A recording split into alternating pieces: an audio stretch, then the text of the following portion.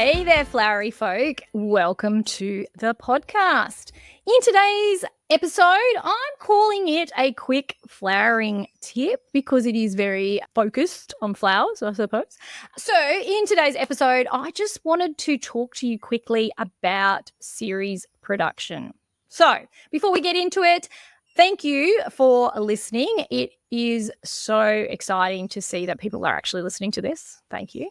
If you've got any feedback, please reach out to me at the Posy Crew or the Flowery Folk and let me know your thoughts. Good, bad, otherwise, I don't mind. This is all a learning experience for me. Series production, what is it? It is when you create multiples of one item to increase the efficiency within your studio. So what do I mean?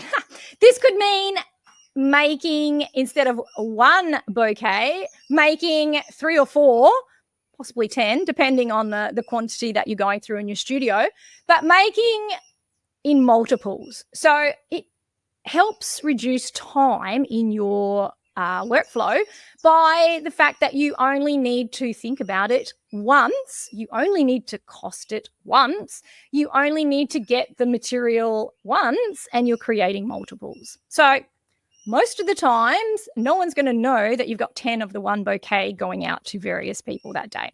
It is a really, really fast way of getting things done. So when you go into your cool room and you're selecting the flowers for one bouquet, get enough to do, as I said, at least sort of 3 or 4 exactly the same. It just is so much quicker. Another thing in series production, so maybe if you've got a smaller studio, you may not be able to move, say, 5 of the same bouquet at the same price point all on the same day. So another way that you can introduce series production is by selecting the color group, the flowers, and creating multiple products out of the same product in various sort of price points. So what do I mean by this? So maybe you've got to create a simple $80 bouquet out of, whatever, red tones. So instead of going and just grabbing 2 of this, 3 of this, 2 of this, work in bunches, grab all of the product that you need, but get the full bunch and create the $80 bouquet. Then maybe you've got some left over to do a small, $60 posy in a glass jar.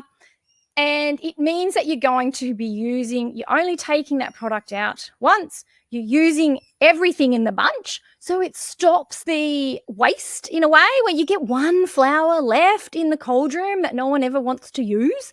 It means that you're using full bunches, and it also means you're creating a range of products that actually all work together. So your customer may walk in and see this beautiful $120 design in a glass vase, but they didn't really want to spend that much. But there's a similar version, smaller, at a lower price point that does fit their budget. So they're going to grab that.